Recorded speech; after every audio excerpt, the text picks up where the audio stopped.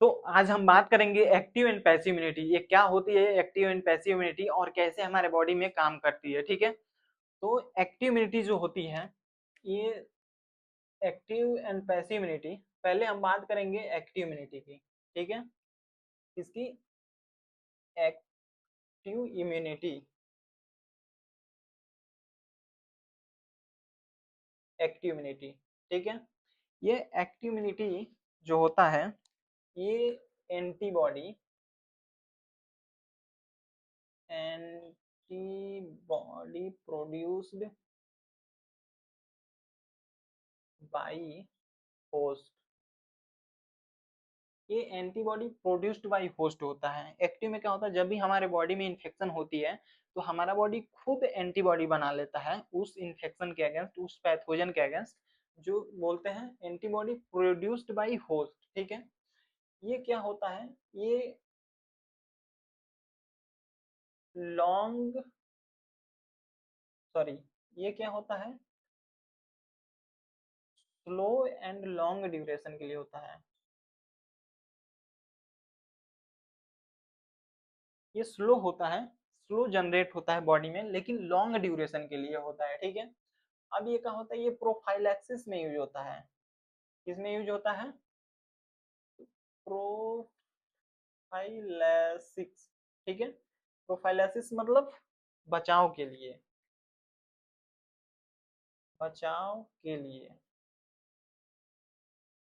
ठीक है, अब ये फर्दर दो टाइप का होता है। कौन कौन सा,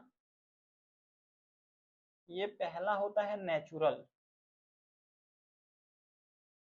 नेचुरल होता है, और दूसरा होता है आर्टिफिशियल, आर्टिफिशियल।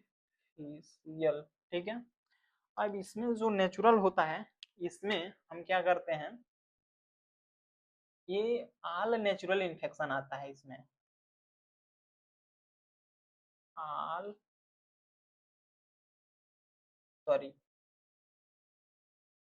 क्या आता है, all natural infection, all natural infection. For example, जैसे इसका एग्जाम्पल हो गया chicken pox, chicken pox.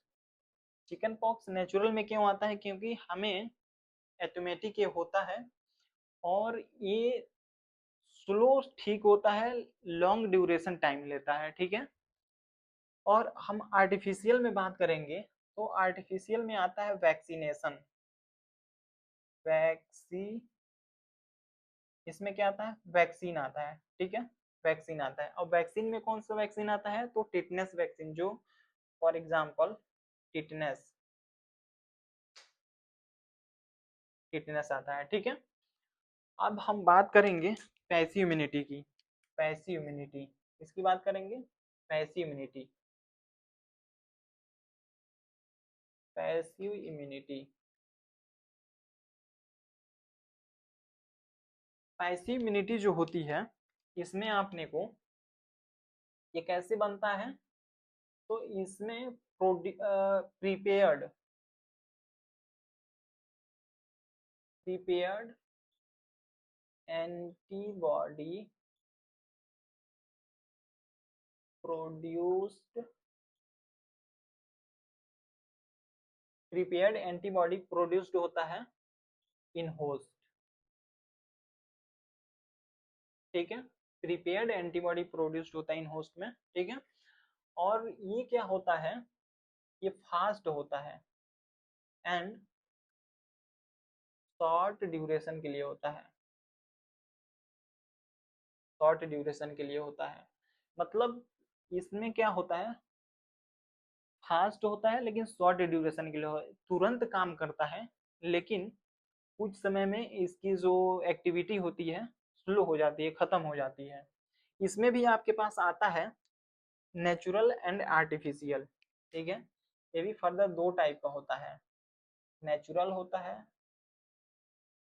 Natural और आर्टिफिशियल,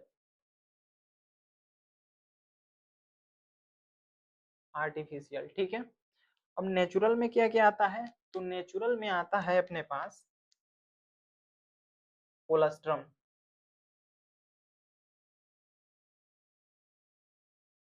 कोलेस्ट्रम आता है जिसमें आईजीए पाया जाता है एंटीबॉडी, ठीक है। दूसरा होता है प्रोप्लेसेंटा, प्रोप्लेसेंटा जो जाता है इसमें आईजीजी होता है, ठीक है। ये सबसे छोटा एंटीबॉडी होता है जो प्लेसेंटा के थ्रू क्रॉस कर जाता है बेबी में, ठीक है। अब आर्टिफिशियल का हम बात करेंगे, तो आर्टिफिशियल में जो है इसमें भी वैक्सीनेशन आता है। क्या होता है? वैक्सीनेशन। और वैक्सीनेशन में एग्जाम्पल कौन कौन से वैक्सीन, तो आपका इसमें आ जाता है एंटी रेबीज वैक्सीन, एंटी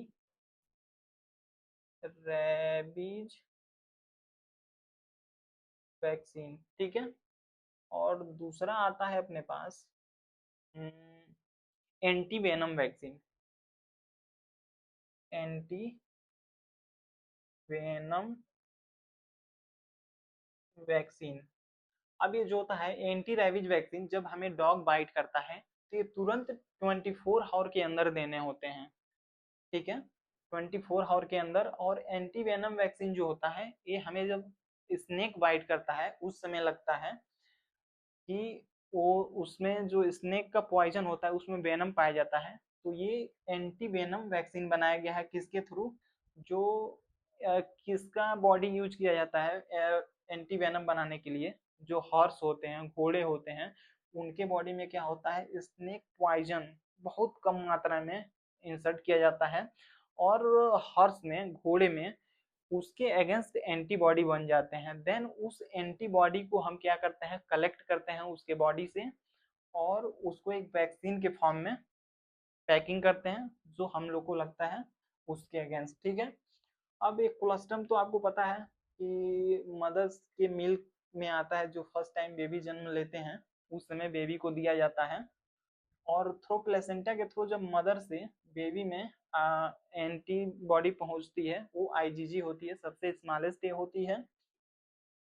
अब हम बात करेंगे एक्टिव इम्यूनिटी में, नेचुरल में ऑल नेचुरल इन्फेक्शन, जैसे हमें चिकन पॉक्स होता है उस समय जब हमारे बॉडी उसके अगेंस्ट एंटीबॉडी बनाती है, ठीक है, तो ये नेचुरल हो गया।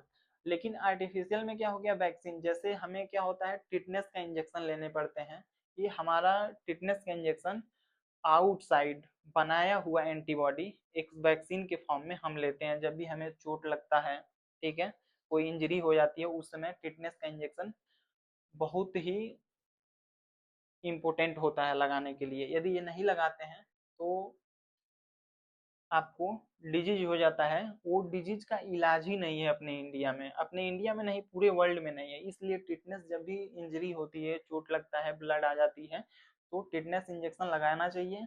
ये 6 महीने तक का ड्यूरेशन होता है इसका, एक बार 6 महीने के बाद फिर से यदि आपको चोट लग रहे हैं तो फिर से इसको लगवाने पड़ते हैं, ठीक है। आई होप कि आप समझ गए होंगे।